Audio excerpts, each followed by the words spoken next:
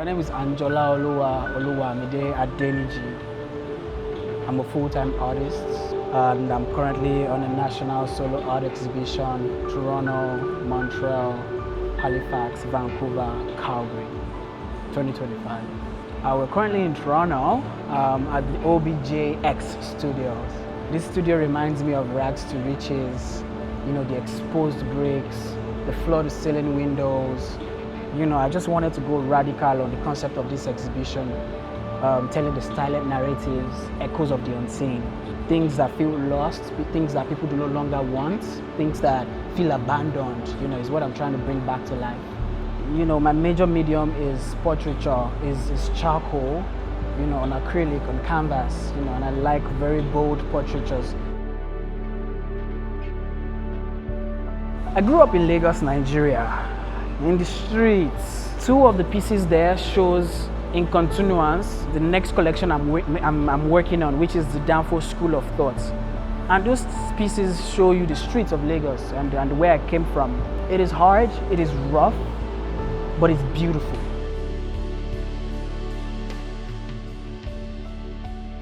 It has a very artistic face. You know, you'd see, but you see the cloudiness. And look at the sun rays coming through from behind it. It's a quest for hope. It's a quest for who's gonna understand me? Who's gonna get it? You know, imagine a child feeling that way, or feeling misunderstood, feeling unheard. Last year I got diagnosed on the spectrum of dyslexia and ADHD, and then I began to understand myself further. And the more I understood myself, I was now able to channel those emotions and pour them into paintings with charcoal on my bare hands and tell stories on them. I don't sit down to plan a collection. A story comes to mind and you find my neurodivergence just starts. Everything just goes in alignment to that story. And that's when I pick it and I'm like, this is the story I'm meant to tell. And everything always works out. It's just me channeling my own pain and turning it into purpose for other people to know, to understand. And you find other people who are like me. At least I came into awareness. There are a lot of more other people who have not come into awareness. So it's like when they see me and they see what I'm doing with my awareness, they are calm. There's no more anxiety. Their depression is less because they see that, at least I'm not mental for feeling the way I felt all of these years. Now I understand the true feeling of everything that happened. Whoa, I put everything I had into the store. It would have been easy to sit in Calgary and do an exhibition, a solo exhibition. It would have been so easy, you know, and it would be great. But I needed to take the story around. So I got a cargo trailer from U-Haul. I already had a van that I built from scratch from the junkyard. So I'm like, why not? I got in my van, put the cargo in, and I started to drive 10, 11 hours each day. But after this, I'm headed to Montreal.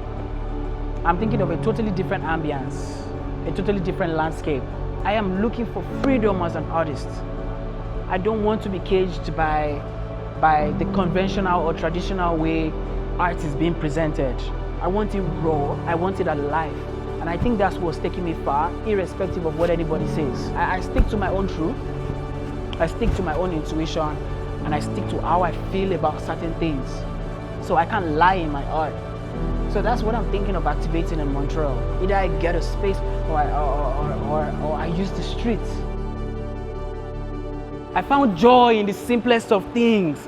Playing in the sand, molding imaginary kingdoms with my bare hands, watching tiny grains slip through my fingers like time. I was just trying to breathe. I wasn't trying to rebel. I was an artist, even though I didn't know it at the time. I reclaimed my voice. I honored the boy who found freedom in his imagination.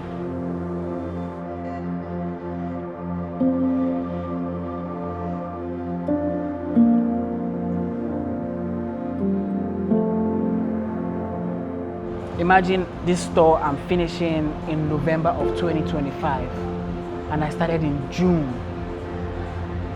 So you see how much of my life being on the road, networking, communicating, not sleeping in my bed, camping in my van is real, guys.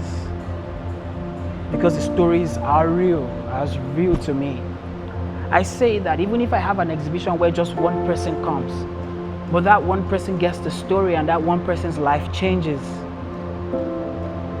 it's enough for me.